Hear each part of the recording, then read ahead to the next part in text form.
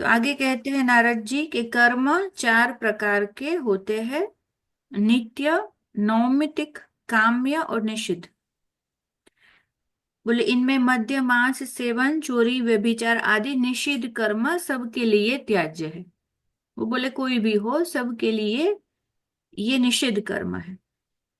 शास्त्रीय काम्य यानी सकाम कर्म बंधन कारक तथा जन्म मृत्यु के चक्र में डालने वाले होने के कारण काम्या नाम कर्मणा न्यासम इस भगवत वचना अनुसार त्याज्य है।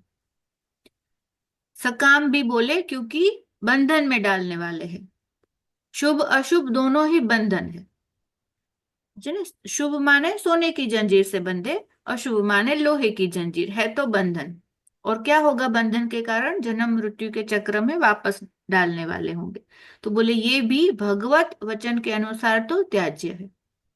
और कौन से रहेगा? दो कर्म और नित्य और नैमित्तिक। इनको लौकिक और वैदिक विधि के अनुसार फलाशक्ति छोड़कर केवल भगवान के आज्ञा अनुसार भगवत प्रीत्यर्थ करना चाहिए। चार कर्म है, दो तो त्याज्य है।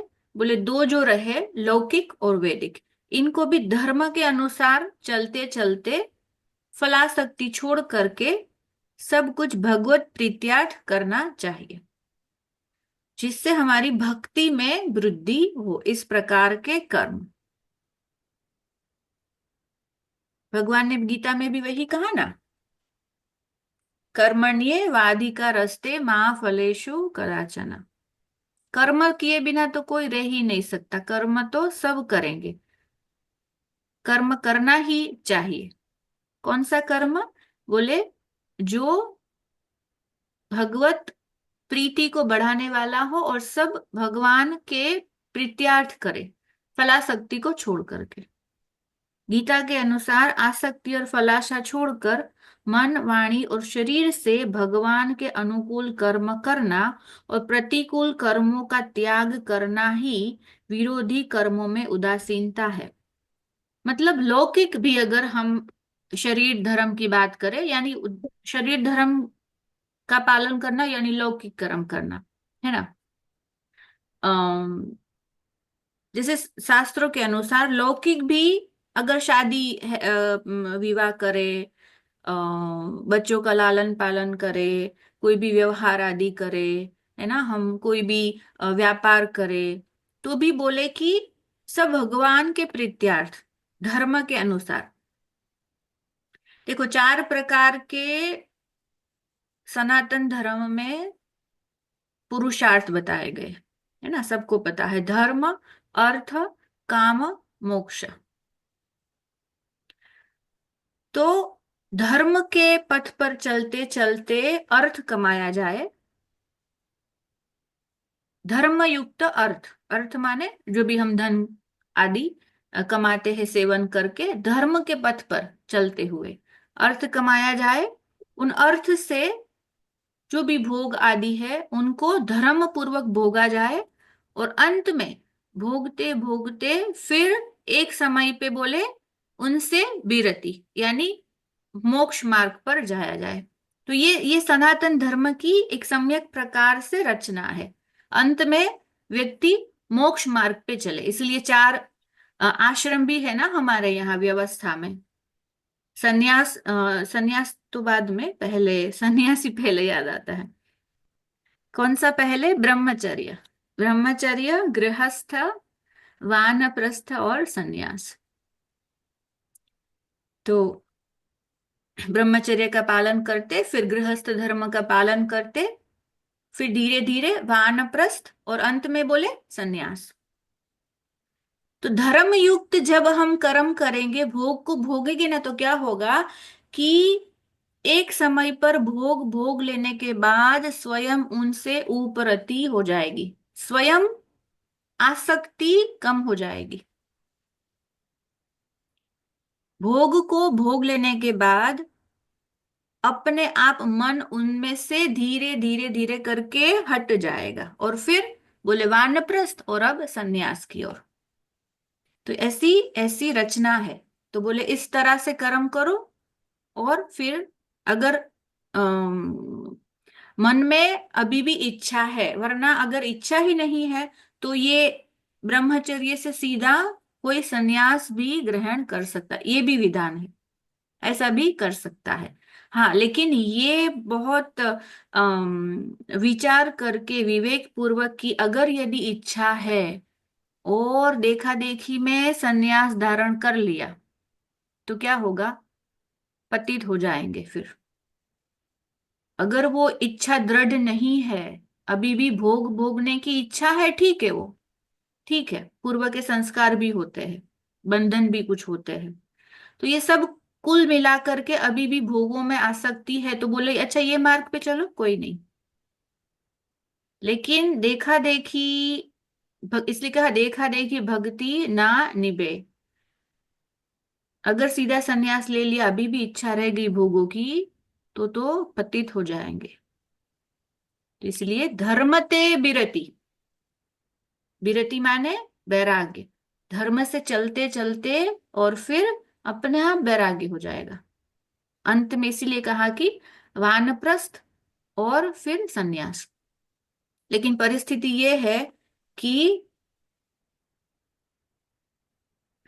वानप्रस्थ और फिर अमुक उम्र तक आते आते तो और आसक्ति बढ़ जाती है ना। कहा कि अच्छा भोग भोग लो, सनातन धर्म की बहुत हमारी सुंदर रीति है, लेकिन वहां पे आते आते तो क्या होता है, और आसक्ति बढ़ गई।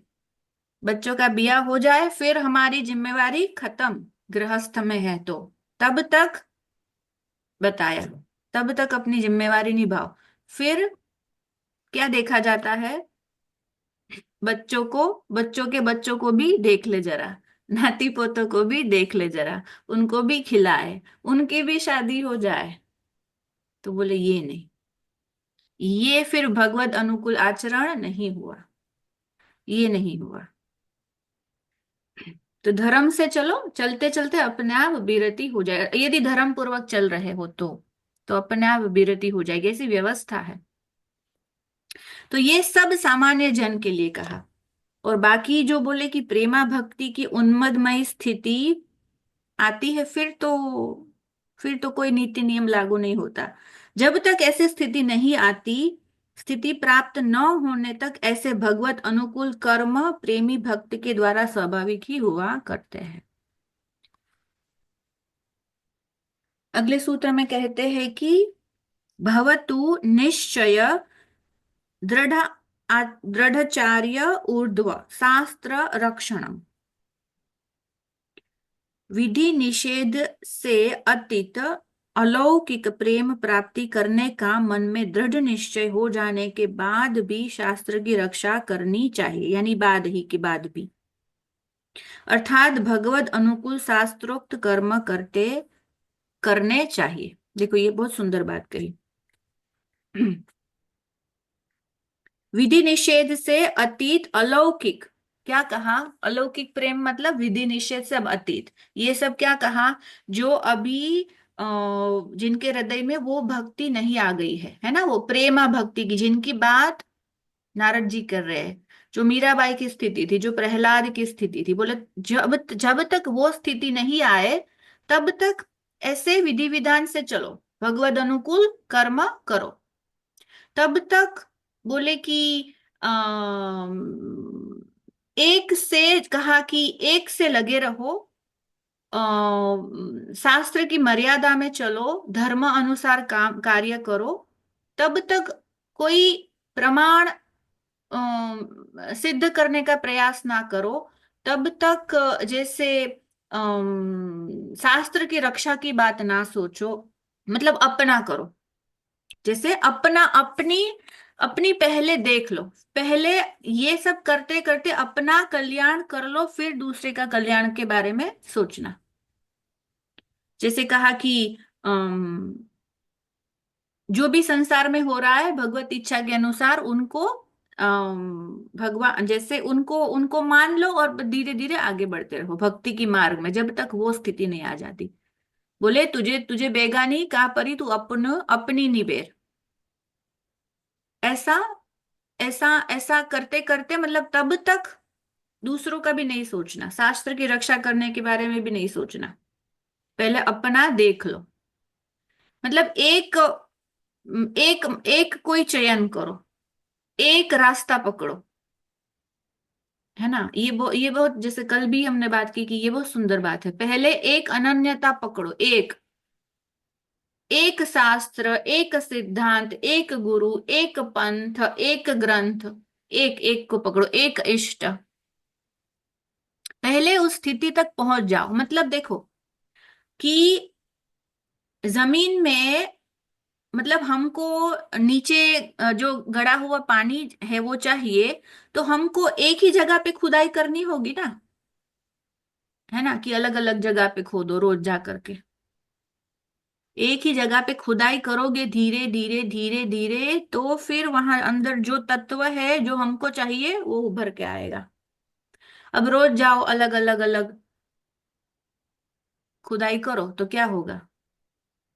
कुछ नहीं होगा, है ना। मेहनत तो कर रहे हैं, लेकिन वो दिशा निर्धारित करो पहले, कौन सी दिशा में पहले जाना है। फिर जब वो तत्व मिल गया, वो स्थिति आ गई, अब अगर भगवान की रजा होगी, भगवान चाहेगा ना तो सब कुछ जना देगा तुमको। तुमको योग भी सिखा देगा, ज्ञान भी सिखा देगा, वेदांत भी सिखा देगा, राजयोग भी सिखा, सब कुछ सिखा देगा। लेकिन पहले बोले एक ये करो, और फिर उन भगवत मतलब वो शास्त्रों के अनुसार कर्म करो, और वो एक स्थिति प्राप्त कर लो। नहीं तो क्या होगा, हर जगह खुदाई करने पर थोड़ी थोड़ी थोड़ी पहुंचे तो कहीं नहीं। अब क्या हो गया, दोष दृष्टि आ गई, अभी पहुंचे नहीं ना, तो क्या होगा, नहीं मेरा ही धर्म श्रेष्ठ, मेरा ही संप्रदाय श्रेष्ठ, मेरा ही इष्ट श्रेष्ठ, उनमें हीन बुद्धि आ जाएगी, क्योंकि अभी वो पका नहीं है, अध कचरा है, सब जगह थोड़ा थोड़ा थोड़ा प्रयास कर रहा है, तो क्या होगा, ना वो स्वयं सिद्ध होगा, और ऐसी दोष दृष्टि के कारण आगे कहेंगे, और बार बार कहा है संतों ने, पतन हो जाए, पतित हो जाएंगे। पतित माने हमारे पथ से गिर जाएंगे हम, हमको जो चाहिए, हमको जो पाना है वास्तव में, उनसे गिर जाएंगे, पथच्युत हो जाएंगे, पथच्युत हो जाएंगे। दूसरों को कोई और मार्ग में देखते हो, हम जैसे हम नाक टेढ़ा कर लेते हैं ना, चढ़ा देते हैं, मुंह में चढ़ा देते हैं कि ये तो गलत है, बोले हमारा ही सही है। ऐसा हो जाता है, दोष दृष्टि, जैसे कहते जजमेंटल, तुरंत जजमेंटल हो जाते हैं दूसरे के प्रति, तुरंत जजमेंटल। तो ऐसे कहीं नहीं पहुंचेंगे। तो पहले अपना कल्याण कर लो, फिर भगवान जैसा आदेश करे वैसे, फिर धर्म की रक्षा, आगे शास्त्रों की और जैसे रक्षा, और फिर वो जैसे आज्ञा करे वैसे चलो। अर्थात भगवद अनुकूल शास्त्रोक्त कर्म करते रहना चाहिए। प्रेम की बाह्य ज्ञान शून्य विधि निषेध से अतीत सिद्धा अवस्था में लौकिक और वैदिक कर्मों का त्याग अपने आप हो जाता है। वो सिद्धावस्था की बात और है। उनमें फिर वो स्थिति नहीं आई तब तक ऐसे नियम से चलो, क्योंकि नेम ही जगावे प्रेम। प्रेम आ गया, फिर we will embrace everyone and everything, जैसे कहा कि अब सियावर राममय सब जग जानी। तब वो दोष दृष्टि खत्म हो जाएगी,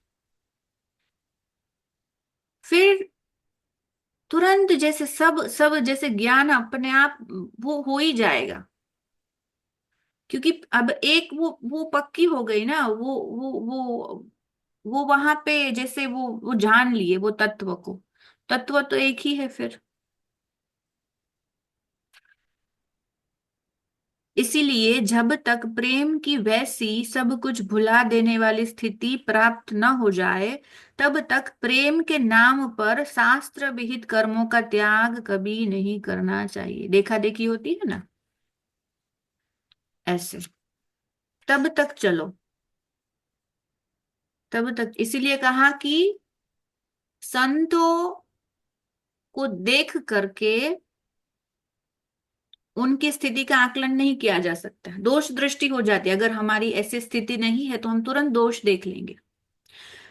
संत की वाणी में श्रद्धा रखो, क्योंकि उनका जो वर्तन है ना वो हम समझ नहीं पाएंगे, और उनके वर्तन के अनुसार चलना भी नहीं है। वो जो कहा है हमारे लिए क्या कहा, और वो भी अलग अलग हो सकता है। अच्छा, तुमको कुछ अलग कह सकते, मुझको कुछ अलग कह सकते। अब ऐसा नहीं कि उन्होंने मुझसे ऐसा क्यों कहा, तुमसे ऐसा क्यों कहा। हो सकता है ऐसा अलग हो, हमारे लिए विधान अलग है। वो देखते हैं कि स्थिति क्या है, उसके अनुसार ही तो देंगे, उसके अनुसार तो कहेंगे चलो। कुछ कुछ होता है जो सब में सम्यक प्रकार से देना होता है, कुछ होता है जो स्थिति के अनुसार देते हैं। तो उनका उनका पालन करना है, ना कि उनको देख करके उनमें कोई अच्छा ये तो ऐसा कर रहे हैं, हम क्यों, हम भी करें चलो। जगत गुरु शंकराचार्य एक समय पर उनके शिष्यों के साथ कहीं विचरण कर रहे थे। तो एक जगह तालाब में पानी पीने के लिए रुके, और जैसे पानी के साथ वो मछली निकल गए। वो बाकी के शिष्य देखते हैं, अरे शंकराचार्य मछली निकल गए। बोले ये खुद सेवन कर रहे, हमें मना कर रहे, बोले हम भी करेंगे। तो बोले हम भी करेंगे। तो वो साथ में मछली आए तो वो भी निकल गए। आगे चल करके जैसे कोई लोहा पिघल रहा था, कुछ बन रहा था, तो शंकराचार्य ने जाकर के वो गरम गरम लोहा पिया। अब देखे शिष्यों क्या सामने। बोला अब पियो। तो बोले कि गुरुजी आप, क्योंकि हम तो आपको देख करके जैसा आप करते हैं वैसा हम करते हैं। तो नहीं, बोले अब पियो। बोले नहीं, हम आप कुछ शिक्षा देना चाह रहे हैं, हम समझ नहीं पाए, बोले। तो शंकराचार्य तो वो लोहा भी निकल, वो तो वो भी पचा गए। अब वो उनकी पीने की हिम्मत थोड़ी शिष्यों की।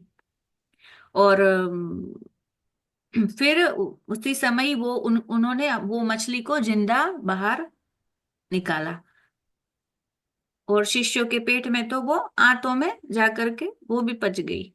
तो बोले कि कभी संतों को ऐसे, संतों के देख संत जो कर रहे हैं ना उनके अनुसार मत, क्योंकि वो तो सिद्धावस्था की बात है, और वो कोई शिक्षा देने के लिए कर रहे होते। तो बोले कि उनको देख करके दोष दृष्टि मत लगाना, और अपनी सामर्थ्य हो ना उतना करना, और वो जो करने के लिए वो तुमको आदेश कर रहे ना वो करो। संत जो तुमको आदेश कर रहे ना अपने लिए क्या सही, उनको पता है हमारे लिए क्या सही है, वैसा करो। क्योंकि जब तक बोले वो स्थिति है, वो प्रेम की ऐसी स्थिति है। कर्माबाई बिना बिना स्नान किए सबसे पहले उठ करके भगवान के लिए खिचड़ी का भोग लगाती है, पता है ना ये। तो ये पुरी के आसपास की कहीं पे ये सत्य घटना है। कर्माबाई की खिचड़ी प्रसिद्ध है। तो आसपास के ऐसे संतों को पता चला कि ऐसे कर्माबाई तो बिना स्नान किए अपने जूठे दातुन से खिचड़ी को ऐसे मिला करके भगवान को भोग पवाती है। बोले ये तो शास्त्र विरुद्ध है, ऐसा नहीं होना चाहिए। तो जा पहुंचे उनके घर, और कर्माबाई सीधी सादी बेचारी बोले कि तुम ऐसा करती, बोले कि हाँ क्या करूं, मेरे बोले ऐसे लाला को भूख लगाती है, तो मुझे तुरंत कहता है कि मैं राह नहीं देखूंगा, मेरे तो अभी के अभी खिचड़ी बनाओ, मेरे को अभी चाहिए, बाद में तुम अपना काम करो। तो इसलिए मैं करती। बोले कि नहीं नहीं, ये तो ये ऐसा नहीं होना चाहिए। कल से तुम स्नान आदि करके अपना नित्य कर्म करके फिर जा करके स्वच्छ होकर पवित्र होकर के भोग लगाओ। तो बोले ठीक है ऐसा करूंगी। अब दूसरे दिन वो तो जैसे कहा वैसे करने लगी, और वहां ठाकुर जी, ओ कर्मा जल्दी से मेरा भोग लाओ, भोग लाओ, भोग लाओ, मुझे बहुत भूख लगी, भूख लगी। तो बोले हाँ हाँ मैं बना, तो लेकिन संत ने ऐसा कहा तो मुझे करना है। तो फिर ऐसे स्वच्छ होकर आई, फिर खिचड़ी चलाई और फिर भगवान को भोग लगाई। और उतने में वहां जगन्नाथ मंदिर में घंटा बज गया। तो भगवान बोले कि यहाँ, एक तो यहाँ पे भी अभी किया नहीं, और वहां पे अगर मैं नहीं जाऊंगा देखेंगे कि नहीं है, और वहां पे लोग दर्शनार्थ के लिए आए तो मुझे वहां भी पहुंचना है। तो जैसे तैसे एक दो ये खाए गौर, और वहां पे पहुंच गए। जैसे भी पट खुला तो सब जगह खिचड़ी लगी हुई। तो बोले कि ये, पंडे पुजारी ने कहा ये क्या हुआ? बोले कि आज ठीक से मैंने, आज मैं खा नहीं पाया, क्योंकि आपके कोई पंडा पुजारी वहां गए थे और कहा कि ऐसा करना, और बोले कि उनको बोलो कि कर्मा बाई को बोले कि जैसे पहले भोग लगाती थी ना वैसे ही लगाए। तो फिर प्रेम के आगे वो भी सब झुक गए और बोले कि नहीं कर्मा बाई, जैसे तुम बनाती थी ना वैसे ही बनाओ। तो देखो ये मतलब इनका आचरण सबको थोड़ी करने जैसा है। जैसे कर्मा बाई करती थी, है ना, वो तो निषेध है शास्त्रों के अनुसार। वैसे बोले कि जब तक वो स्थिति नहीं आ जाती तब तक करो, लेकिन हाँ उनका ऐसा नहीं कि अच्छा वो भी ऐसे अपवित्र अवस्था में बनाती है बिना स्नान किए तो हम भी करें। सब फिर वो विधि निषेध से अतीत सिद्धावस्था में सब लौकिक वैदिक कर्म अपने आप वो त्याग हो जाते हैं। वो प्रेम की वो सिद्ध अवस्था है। जब तक प्रेम की वैसी सब कुछ भुला देने वाली स्थिति प्राप्त न हो जाए तब तक प्रेम के नाम पर देखा देखी में शास्त्र विहित कर्मों का त्याग नहीं करना चाहिए। शास्त्र के अनुसार भगवान के अर्पण बुद्धि से भगवद अनुकूल नित्य नौमितिक कर्म और श्रवण कीर्तन आदि रूप भजन करते करते ही भगवान का वह परमोच्च प्रेम प्राप्त होता है। ये सब करते करते, ये साधन बताए ना, बोले ये सब साधन करते करते श्रवण कीर्तन विष्णु स्मरणम पाद सेवनम अर्चनम वंदनम दास्यम सख्यम आत्म निवेदन करते करते वो प्रेम लक्षण भक्ति प्राप्त हो जाती है। ये सब साधन करते करते ही वो एक दिन ऐसी स्थिति आ जाएगी। लेकिन तब तक ऐसी मर्यादा में रहकर धर्म पूर्वक, चाहे गृहस्थ हो चाहे विरक्त हो, धर्म पूर्वक चलते रहो। धर्मते बिरति, वो अपने आप ऐसी बोले कि ऐसी लौकिक वैदिक कर्मों का त्याग हो जाएगा, बिरति, वैराग्य हो जाएगा, त्याग हो जाएगा। कितनी सुंदर बात कही देखो, कि ऐसे देखा देखी भक्ति ना निभे, बस ऐसे चलते रहो। और जब पेट भरेगा ना तो स्वयं ही पता लग जाएगा कि अब मैं, मेरा पेट भर गया, अब मैं कृत्य कृत्य, अब नाथ कुछ नहीं चाहिए। जो भक्ति आ जाएगी, पेट भर जाएगा, स्वयं ही पता लग जाएगा। और ये फिर लौकिक वैदिक कर्मों का त्याग हो ही जाएगा। शरीर की ही सुधि नहीं रही, कहाँ पे वो पूजा करने बैठेगी, कहाँ को वो मंत्र उच्चारण करने बैठेगी। वो ऐसी सिद्धा अवस्था में जब पहुंच गई भक्ति, तब कहाँ कुछ नेम रह जाएगा। तो तब तक बोले शास्त्र प्रमाण कर, और ऐसे करते करते ही एक दिन ऐसे सर्व उच्च उच्च जो प्रेम है वो प्राप्त हो जाएगा भगवान की कृपा से। तो शेष चर्चा आगे।